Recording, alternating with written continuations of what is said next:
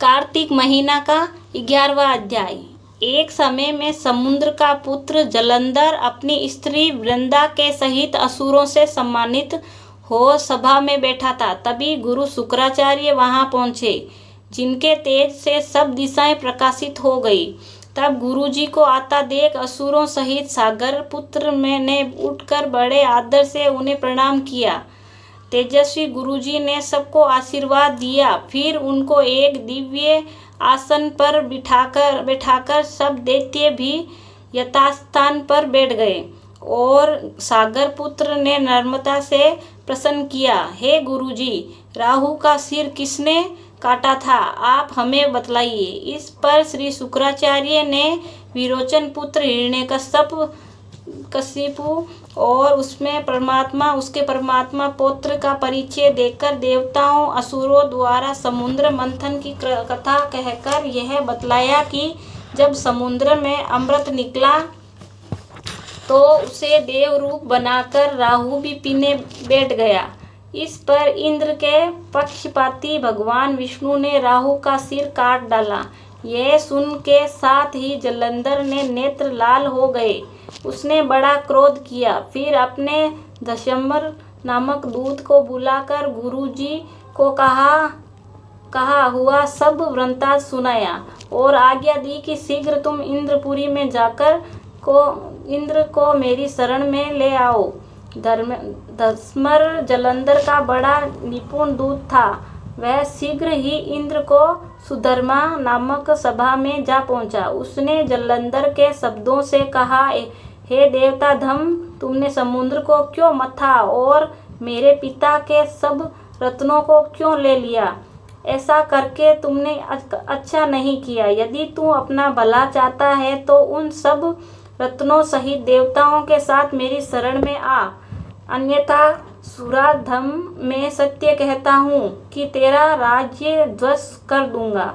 इंद्र यह सुनकर बहुत विस्मित हुआ और कहने लगा, पहले सागर ने मेरे भय से सब पर्वतों को अपनी कुर्सी में क्यों स्थान दिया और मेरे शत्रु दैत्यों को क्यों रक्षा की? इस कारण से मैंने उनके सब रत्न हरण किए हैं।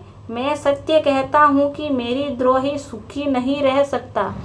इंद्र की बात सुनकर वह दूत शीघ्र ही जलंधर के पास आया और सब बातें कह सुनाई, जिन्हें सुनते ही वह दैत्य क्रोध के मारे अपने होठों को काटने लगा और देवताओं को जीतने के लिए उसने उद्योग आरंभ किया।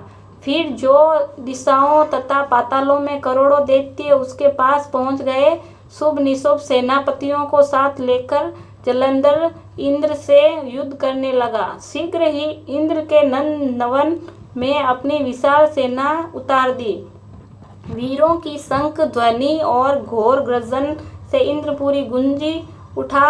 अमरावती छोड़ देवता उनसे युद्ध करने चले। भयानक मारकाट हुई। दोनों पक्षों में आचार्य अपने अपने मृतकों को जिलाने लगे।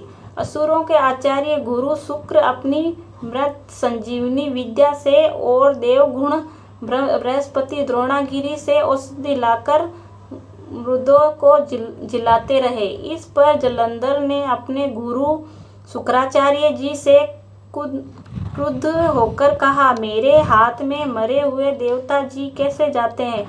जिलाने वाली औषधियाँ तो सब आपके पास ही है, फिर यह कैसे संभव है? इस पर श्री शुक्राचार्य जी ने गुरुदेव श्री बृहस्पति जी द्वारा द्रोणागिरी और औषधि लाकर देवताओं को जिलाने की बात कह दी।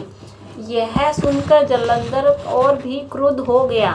श्री शुक्राचार्य ने कहा, क्रुद्ध क्यों होते हो? यदि शक्ति है तो द्रोणागिरी पर्वत को उखाड़कर समुद्र में फेंक दो, तब मेरे कथन की सत्यता प्रमाणित हो जाएगी। इस पर जलंधर क्रुद्ध होकर शीघ्र ही द्रोणागिरी पर्वत के पास पहुंचा और अपनी भुजाओं द्वारा उसे जड़ से उखाड़कर समुद्र में फेंक दिया। वह शंकर का तेज था, इसमें जलंधर का कोई विचित्रता नहीं। तत्पश्चात यह सागर पुत्र युद्ध भूमि में आकर बड़े वेग से देवताओं का संहार संहार करने लगा। तब गुरु बृहस्पति औषधि लेने के लिए द्रोणागिरी पर्वत पर पहुँचे तो द्रोणागिरी जी की जगह वहाँ उन्हें सूना मैदान मिला। तब वह भयभीत होकर देवताओं के पास आए और कहा कि युद्ध बंद कर दूं, तुम लोग अब जलंधर को नहीं जीत सकोगे। पहले इंद्र ने जो शंकर का अपमान किया था, ये उसी का फल है। यह सुनकर देवता युद्ध की आशा त्याग अत्यंत ही व्याकुल हो इधर उधर भाग निकले।